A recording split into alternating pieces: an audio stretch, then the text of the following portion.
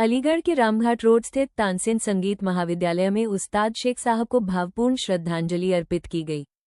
कार्यक्रम के दौरान सभी ने उनके चित्र पर पुष्प अर्पित कर उन्हें नमन किया। इस अवसर पर परवेज तालिब ने कहा कि सच्ची सफलता त्वरित लोकप्रियता से नहीं, बल्कि निरंतर साधना, अनुशासन और गुरु की सीख पर चलने से मिलती है। उन्होंने गुरु शिष्य परंपरा को उज्ज्वल भविष्य की आधारशिला बताया। वक्ताओं ने उस्ताद शेख साहब के संघर्षों को याद करते हुए कहा कि विपरीत परिस्थितियों में भी उन्होंने रियाज नहीं छोड़ा। यही जज्बा, मेहनत और समर्पण नई पीढ़ी के लिए सबसे बड़ी प्रेरणा है। आपका नाम? मेरा नाम परवेज शेख। सर, किस तरह कार्यक्रम आज यहाँ आयोजित किया गया है? आज तानसेन संगीत महाविद्यालय में उस्ताद शेख साहब को श्रद्धांजलि और उनका जन्मदिन था। जन्मदिन भी आज ही होता है, उनकी पुण्यतिथि भी आज थी। उसी के उपलक्ष्य में बच्चों ने श्रद्धांजलि अर्पित करी और भजन से और गज़ल से उन्हें इस आज के कार्यक्रम को उन्हें ट्रिब्यूट दिया। सर, मैं जानना चाहूँगा कि जैसा कि लोग आगे बढ़ना चाहते हैं, कई लोग शौकिया सीखते हैं, लेकिन कई लोग मुकाम पाना चाहते हैं, तो जो लोग मुकाम पाना चाहते हैं तो उनके लिए क्या कहना चाहेंगे? देखिए, उनके लिए मैं सबसे पहले तो उस्ताद शेख सर का एक उद्देश्य था क्लासिकल, शास्त्रीय संगीत। जो बच्चे मुकाम पाना चाहते हैं उन्हें शास्त्रीय संगीत सीखना पड़ेगा। अगर 2 पल की उन्हें ऊंचाई चाहिए तो यूट्यूब से सुगम संगीत गाएं, बट अगर उन्हें परमानेंट आगे बढ़ना है, मुकाम पे जाना है, तो शास्त्रीय संगीत को अपना उद्देश्य बनाना पड़ेगा। जैसे कि सबसे बॉलीवुड में जो आज कई लोग अपना नाम कमा रहे हैं, कहीं ना कहीं वो तानसेन से ही उन्होंने शिक्षा प्राप्त की और शेख साहब का उनको सानिध्य मिला, तो कहीं ना कहीं उस्ताद की ज़रूरत पड़ती है। जी बिल्कुल, बिना उस्ताद के तो गुरु बिना कैसे गुण आवे। बिना उस्ताद की ज़रूरत कभी कोई बच्चा आगे बढ़ नहीं सकता। जो बच्चे बॉलीवुड में हमारे यहाँ वरुण जैन है, जो मूवीज़ में अभी प्लेबैक सिंगर है, सुप्रिया जोशी है, जॉली भल्ला, ये सब इन लोगों ने बड़े मुकाम हासिल कर लिए, प्लेबैक सिंगर है, मूवीज़ में गा रहे हैं और अपना विद्यालय भी चला रहे हैं, सिखा भी रहे हैं बच्चों को। यहाँ भी आप क्या संदेश देना चाहेंगे जो बच्चे गा रहे हैं या मैं ये संदेश देना चाहूँगा, जो बच्चे गाना गा रहे हैं वो सीखें और ज्ञान लें, अच्छा सीखें, ऊंचाइयों पर जाएंगे। शौकिया सीखें तब भी चीज़ों को जानें, थ्योरी जाने, प्रैक्टिकल जाने, फिर वो आगे बढ़ें। ये मेरा उद्देश्य है। आपका नाम? मुझे परवेज तालिब कहते हैं। मैं यूनिवर्सिटी का जो मैनेजमेंट का डिपार्टमेंट है उसमें पढ़ाता हूँ। सर, मैं जानना चाहूँगा कि उस्ताद शेख साहब की आज पुण्यतिथि भी है और जन्मदिन भी है, क्या कहना चाहेंगे? उस्ताद तो जैसा मैंने अभी पहले भी कहा था कि उस्ताद अलीगढ़ के हिसाब से बहुत बड़ी शख्सियत थी।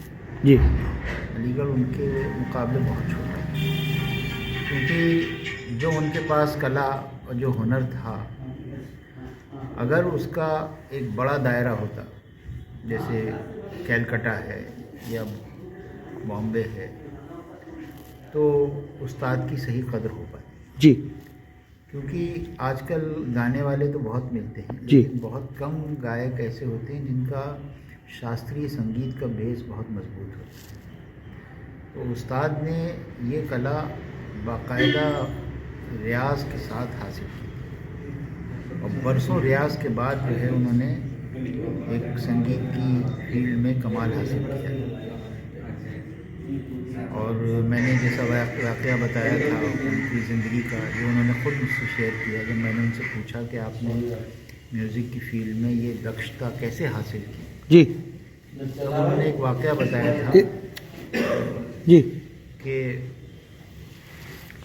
जब हम लोगों को ये हुआ कि म्यूज़िक संगीत सीखना है, तो हम लोगों ने एक किराए का कमरा शहर से दूर लिया और वहाँ जाके हम लोग फिर रियाज़ करते थे, प्रैक्टिस करते थे। तो जैसा आप जानते हैं कि शेख साहब जो थे वो उनकी बीनाई नहीं थी, वो देख नहीं सकते थे जी, लेकिन और उनके कुछ साथी थे जो उनके साथ उनको ले जाते थे उस कमरे में और ये 4-4, 5-5 घंटे रियाज़ करते थे। तो एक बार शेख साहब कुछ लंबा उन्होंने रियाज़ किया तो इनके साथी जो थे इन्हें छोड़ के चले गए, ये अकेले रह गए। और ये जब वापस आए, तो जब ये रास्ते में आ रहे थे तो किसी जानवर ने इनको सींग मार दिया और ये नाली में गिर गए। पूरी रात ये उसी हालत में वहाँ पड़े रहे।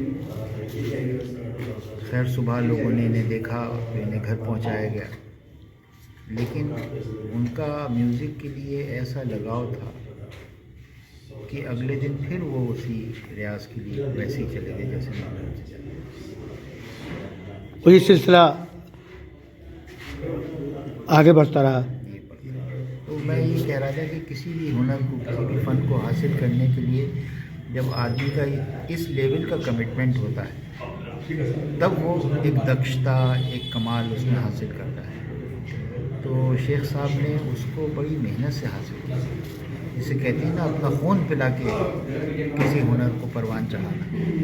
तो शेख साहब के अंदर ये साजिदीन शेख। मैं सर अगर गलत नहीं हूँ तो रिदम की जो बात अगर आती है तो क्योंकि आपने तो ऑल इंडिया रेडियो तक अपने अनुभवों को साझा किया है, और तो सर मैं ये कहना चाहूँगा कि बेसुरा चल जाता है, बेताला नहीं चलता, क्या कहना चाहेंगे? ये बात ठीक है, बेसुरा तो चल जाता है, बेताला बिल्कुल नहीं चलता है जी और आज जैसे यहाँ पे मेरे फादर जी डैडी के आज 5 साल हो गए हैं पापा को मेरे, और हमने जो कुछ सीखा अपने पापा से सीखा है। और मेरे उस्ताद हैं एहसास चिश्ती साहब, वो भी यहाँ मौजूद थे, और मैंने लखनऊ में भी सीखा है मदन मोहन जी से, किशन पाल सक्सेना जी से। ये सब मेरे उस्ताद गुरु हैं, और सबसे पहले गुरु मेरे फादर थे जो अब नहीं है, लेकिन मैंने उनसे बहुत कुछ सीखा है। वो मुझे अपने साथ हर जगह ले जाते थे, बिठा देते थे कि बजा तबला। सर साहब मैं अगर गलत नहीं हूँ तो मैं पिछले 25-26 सालों का अनुभव साझा कर रहा हूँ कि अगर कोई भी ज़रा गलत बजाता था तो उस्ताद डांट देते थे। बिल्कुल, बिल्कुल। भरे मंच पे डांटा उन्होंने। भाई हमें डांट पड़ी है, पापा ने हमें डांटा है। जैसे हम बजा रहे हैं, जहाँ भी गलत हुआ वहीं डांट देते करते। वो डांट से ही सीखे हम लोग। संगत जो मैं सीखा हूँ डांट के सीखा हूँ। संगत शुरू से मैं तबला शुरू किया, और संगत भाई हमारा घराना था, हम इंदौर घराने के हैं, और खून नहीं हमारे भाई पापा थे, तो हम लोगों में भी। तो मैं संगत अपने आप से ही पापा को सुन के मैंने संगत सीखी है। अगर मैं गलत नहीं हूँ तो डैडी को अनुशासन बहुत पसंद था, लोग दहशत में रहते थे छात्राएं। हम भी जब घर से लेट हो जाते थे तो जूते उतार के अंदर जाते थे डर के मारे। अनुशासन बहुत सख्त था, बिल्कुल बिल्कुल सख्त अनुशासन। तो आज भाई की बात अगर आएगी, बिल्कुल बिल्कुल आइए। आज मैं यूनिवर्सिटी में, पापा थे वहाँ पे, 2002 में रिटायर हुए। उसके बाद में वहीं पे उनकी जगह म्यूजिक टीचर पे काम कर रहा हूँ, और ये मेरे फादर की ही देन है और गुरुओं की देन है, उनकी दुआ। जो छात्र रिदम में आना चाहते हैं उनके लिए क्या संदेश देना चाहिए? भाई वो रिदम में भाई आप अभ्यास करें, गुरुओं के पास जाएं, प्रैक्टिस करें। अब आजकल बच्चा प्रैक्टिस ही नहीं करता है, डायरेक्ट वो कैरोके पे गा लिया, यूटर्न लेना चाहता है। हाँ बस वो रिकॉर्डिंग पे गा लिया। अब रिदम है, आप रिकॉर्डिंग रिदम पे गाओगे तो क्या आएगा जब तक आप गुरु के साथ बैठ के उसको सीखोगे नहीं। अगर मैं गलत नहीं हूँ तो गुरु गूंगे गुरु बाबरे, गुरु के रहिए दास। हाँ बिल्कुल, ये परंपरा है हमारी भारतीय संस्कृति। तो बस ठीक है। और यही बस कि आज पापा के हमारे 5 साल हो गए, तो उसके इसमें ये प्रोग्राम किया गया है। आपने श्रद्धांजलि दे रहे हैं, याद कर रहे हैं उनको। ठीक। नाम? डॉक्टर एहसास चिश्ती। मैं जो हूँ तबला अनुदेशक था अलीगढ़ मुस्लिम यूनिवर्सिटी में। अभी मैं जून में रिटायर हुआ वहाँ से। सर एस शमसुद्दीन शेख साहब जो कि लैंड स्कूल से ताल्लुक़ रखते थे, और इनके सिखाए हुए जो छात्रा हैं वो आज बॉलीवुड में नाम कर रही हैं सर। तो आपने भी उनके साथ काफ़ी समय साथ रहा है। सर जो है 92 में मैं आया था अलीगढ़। मैं उस वक्त कश्मीर में टीचर था म्यूज़िक का।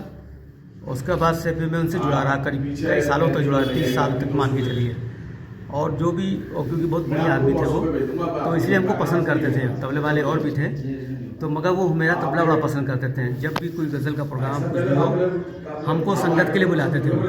और उनके यहाँ हर हफ्ते जो है भमोला में, जो इनका क्वार्टर था, क्योंकि ब्लैंड में टीचर थे वो, तो वहाँ पे सिटिंग होती थी, तो हमारा जाना लाजमी होता था वहाँ पे उनके साथ। और बहुत ही बढ़िया आदमी, बहुत मिलनसार और ज्ञानी आदमी। तो कभी भी कोई संगीत के बारे में कोई गुफ्तगू बातचीत होती, वो हम ही को बुलाते थे, संगीत के बारे में बात करते थे उनसे। सर मैं एक बारीक बात जानना चाहूँगा कि जो भी लोग रिदम में या ताल से जुड़ना चाहते हैं तो किन खास चीज़ों को वो ध्यान में रखें जो बजाने का अगर सीखना चाहते हैं कोई भी रिदम में किसको सीखना, मतलब जो है तबला हो, ढोलक हो, पैटर्न वही है पैटर्न वही है सर। तो क्या ज़रूरी है? देखिए इसमें एक्चुअल कि जितने बड़े बड़े सिंगर हुए हैं जी। सब ने तबला सीखा है, तब सब तबले के बारे में जानकारी हासिल की, चाहे वो मेहदी हसन हो, चाहे गुलाम अली हो, चाहे कोई भी मतलब हो, और आपके जो है सुरेश भाटकर हो, सब ने बेहतरीन तबला बजाया। तबला बजाने के बाद जो है क्या कहते हैं, फिर उन्होंने सिंगिंग किया, क्योंकि तबले का ताल का ज्ञान होना बहुत ज़रूरी है, क्योंकि गाना तो आप सब गा लेते हैं, अगर ताल में कट गया समझ सब गड़बड़ा गया मामला। जी।